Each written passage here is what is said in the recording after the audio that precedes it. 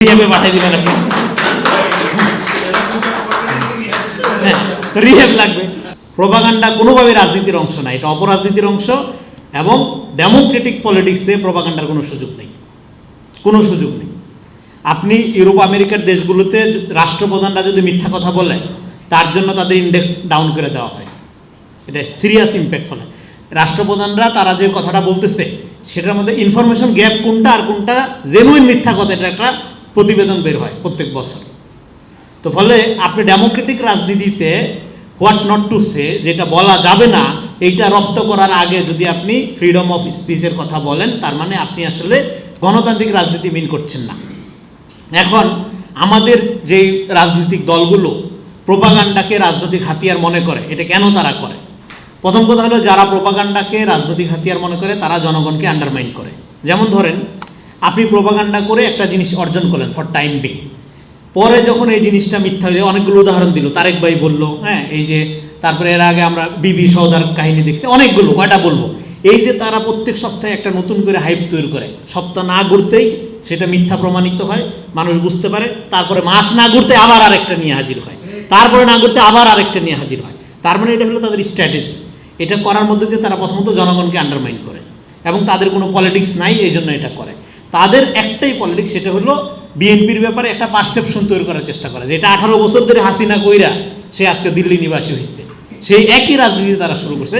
তারা, তুই যদি বিএনপিকে রিয়েলি প্রতিপক্ষ মনে করস, তুই তোর রাজনীতি গইরা তুল, এর চেয়ে বড় সংগঠন গইরা তুল, আন্দোলন গইরা তুল, ও দেখবেন মাঠে নেই, আছে সোশ্যাল মিডিয়াতে।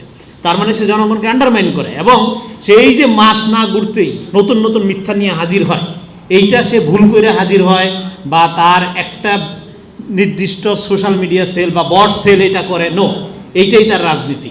কেন? এটা আপনার সহজ উদাহরণ দিই, এটা এর আগেও বলছিলাম। ধরেন, আপনার পরিবারে যদি একটা বেয়ারা ছেলে থাকে যে নেশা পানিতে মানে ধরেন আক্রান্ত, বা ধরেন যে আসক্ত, তখন সে কিন্তু ব্ল্যাকমেল করে নানাভাবে। এমনও হয় যে ফ্যামিলিতে মারধর করে, অনেক দুর্ঘটনাও ঘটে। এবং তাদের অত্যাচার থেকে বাঁচার জন্য তখন বাবা মা বা ভাই জানে যে ছেলেটা নেশা করবে টাকাটা নিয়ে, কিন্তু জাস্ট পরিবার রক্ষার জন্য হয়তো সে বাড়ি দিয়ে ফ্রিজটা ভেঙে ফেলবে, দিয়া দেয় টাকাটা, জানে যে টাকাটা নিয়ে সে নেশা করবে, তাও দিয়া দেয়। এরা এই রাজনীতিটা করতেছে, এরা একই মিথ্যা, একই প্রোপাগান্ডা করে পুরা এনভায়রনমেন্ট এমনভাবে বিষাক্ত করে তুলতেছে। আপনি বলবেন যে সাইরা দে মাগাইন্দা বাসে, ওর হাতে তুলে দিলেন, যা তুই চালা, আর পারতেছি না। এই বিকারগ্রস্ত নেশাগ্রস্ত সন্তান যেভাবে ব্ল্যাকমেল করে একটা পরিবারকে বিনষ্ট করে, পরিবারের শান্তি নষ্ট করে, তারাও এটা পলিটিক্যাল স্ট্র্যাটেজি আকারে নিচ্ছে। আপনি কত সহ্য করতে পারবেন? আপনি একসময় অধৈর্য হয়ে যা দিয়ে দিলাম তোরা, যা। এইটাই হলো ওদের ট্যাকটিক্স, এইটাই ওদের রাজনীতি। এইটা বোঝার জন্য কোনো ভারী তত্ত্ব কথার দরকার নেই, আর কিচ্ছু দরকার নেই। এখন এইটাকে আপনি ঠিক করবেন কিভাবে? হ্যাঁ, রিহ্যাব সেন্টার, এটা কমন প্র্যাকটিস। হ্যাঁ, রিহ্যাবে পাঠিয়ে দিবেন আপনি। হ্যাঁ, রিহ্যাব লাগবে। তার মানে ইন্টারনেট হাইজিন রক্ষা করার জন্য আমাদের একটা প্রোটেকশন ব্যবস্থা লাগবে। হ্যাঁ, হাইজিন তো রক্ষা করতে হবে। আর একটা, আমরা তখন প্যারালাল সোসাইটিতে বাস করি, একটা হলো ডিজিটাল সোসাইটি, যেটা ভার্চুয়াল সোসাইটি, আর হলো অ্যাকচুয়াল সোসাইটি। সো অ্যাকচুয়াল সোসাইটিতে যেহেতু তাদের কোনো রাজনীতি নাই, এই জন্য তারা ডিজিটাল সোসাইটি এটাই বাইসা নিছে, ভার্চুয়াল সোসাইটি বাইসা নিছে। ফলে এই ভার্চুয়াল সোসাইটিকে যদি আপনি ঠিক করতে না পারেন, অ্যাকচুয়াল সোসাইটি জীবনেও আপনার ঠিক হবে না। এবং আমি 2 বছর ধরে বলতেছি যে জামাত ছাত্রদল মারামারি লাগবে, 2 বছর ধরে বলতেছি। কেন লাগবে?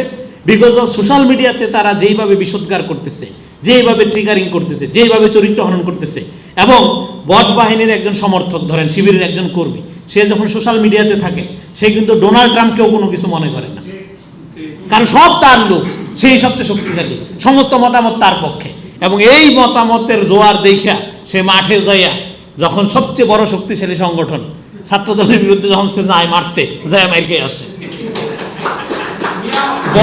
বট রাজনীতির সবচেয়ে বড় কুফল হইল তারা মাঠে মার খাচ্ছে আজকে।